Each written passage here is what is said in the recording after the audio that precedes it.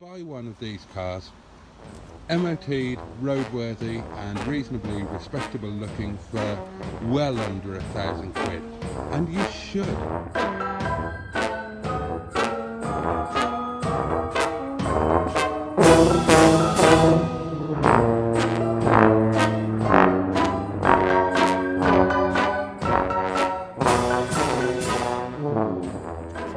But I've also got some of my own work to do. Starting with a car that I put up for sale in 15 minutes from now, and that is this one, Brian Johnson. Yes, I know I've only had it for a couple of weeks, but I'm really keen to get my hands on that MGZR.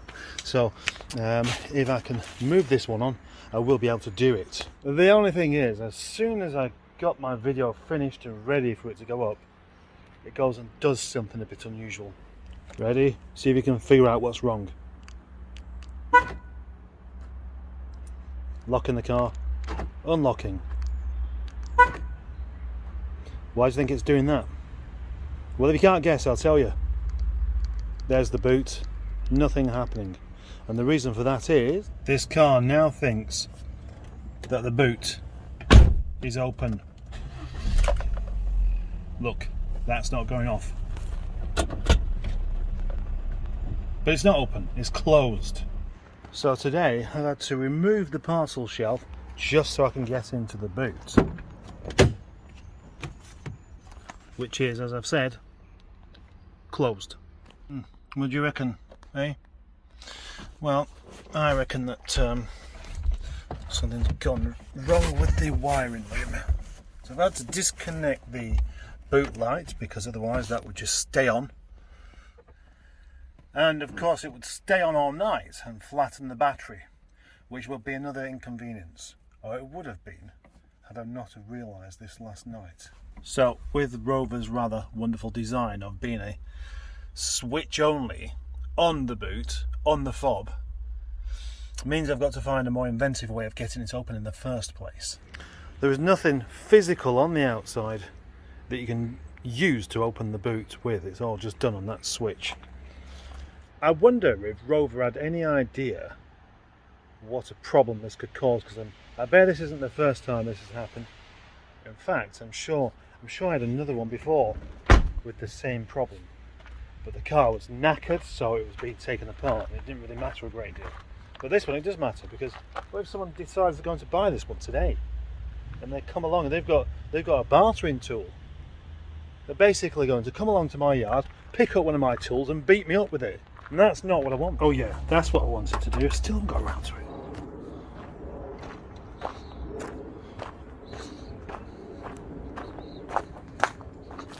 You will open. Well, that's not great.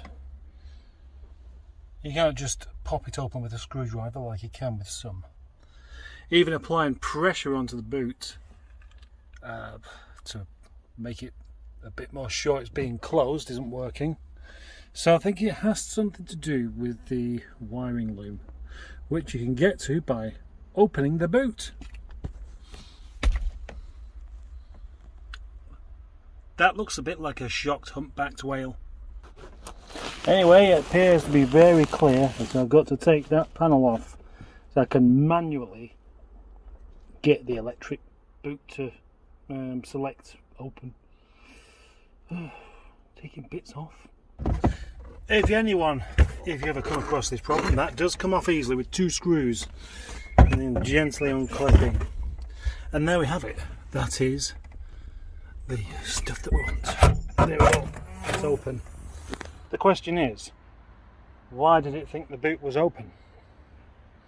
That's a good question. It's the question I'd like to have answered. So if I close it again, will it still think it's open? Aha! Try that again. Closed. And it's working again. At least it's easy enough to actually sort out. Yeah, removing that panel just makes it quite easy.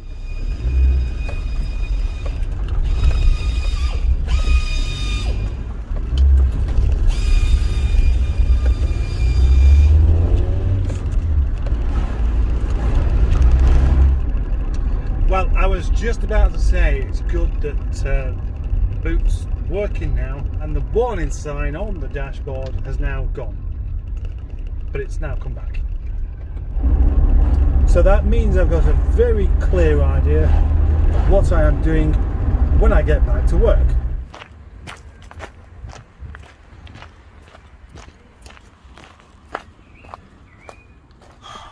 I don't really feel like this, but I need to try and fix that boot thingy, don't I? Do you mind? Time has come for Brian Johnson to go properly up for sale. I've done a no-nonsense sales pitch video, and now I've had it for a month, driven it around for a month, I can safely say I want to drive something else. Well, I'm just looking forward to the ZR really, that's all. The ZR is a bit more me. I'm about to do my little walk around video to show you all of the progress that's happened in the past months. We have Project Brian Johnson. Open Brian Johnson. Oh, hang on, it can't, can it? So that's the news for that one. Yes. Currently, Brian Johnson has no battery in it. And it has no battery because I took it out to put into another car. Oh, what? I don't believe this. I think I've made a bit of a boo-boo. Oh dear, that was a bit silly. I've taken out the battery from Brian Johnson to put in another car. And then I didn't bother replacing that battery. I just rolled it down here because I didn't think it mattered. And now I've just remembered this key doesn't fit the door. So that means I've got to find a different way of getting in. Well, don't worry, I do know a way of getting in. It does involve jump leads and climbing underneath the thing. But yeah, I wouldn't have done that if I'd realised, if I'd remembered that this key doesn't actually fit. So I can't even show you inside that at the moment. Not that it's changed. But anyway, the reason why there's no battery in this car is because of that car over there. Surprisingly, Mr. Boaty's taken rather a shine to Brian Johnson.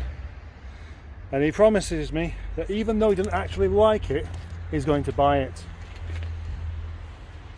You look really sad there. Sad individual. Gosh, that's a lot of keys, isn't it? Yes, it is. And you know why? They're all out, kind of on display there, ready for my walk around the yard to show you what cars are still here and what cars aren't. The next motor we have to talk about is this one. Brian Johnson. Still here, still in the yard. Oddly enough, this one's not incredibly hot in here. But then again, this area of the yard is reasonably well shaded. This car, of course, I used it a few weeks, well actually a couple of months back now, come to think of it, as my daily car. And I didn't care for it massively.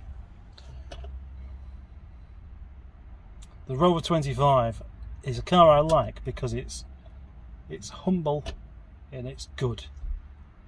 And that's where this one falls down, because it's trying to be clever, having a rear electric windows that doesn't need having leather seats, which it's not the best quality leather on the facelift cars anyway, and being silver.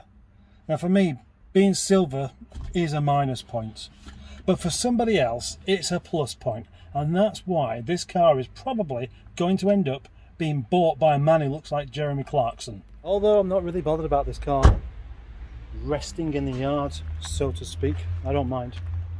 I will be pleased to see it find a new home. I would actually prefer to sell this one for the purpose, because the revenue. That had gone.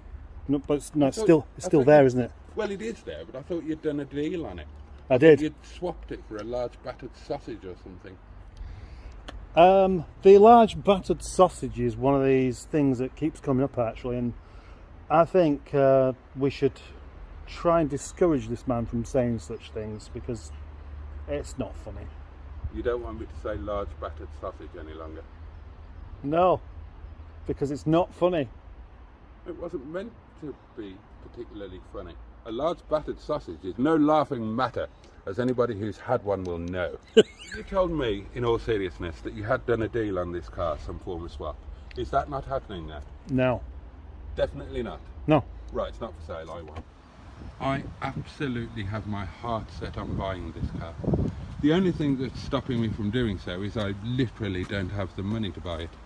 But I would like to buy this car, I would like to add it to my little collection, I would like to cherish it, I would like to enjoy it, and I would like to save it for the future. This is a video that I make every single month, where I do away with editing or anything too silly. I don't bother with music. All I do is walk around the yard and tell you about the progress of each individual car. This one here, Boris Johnson.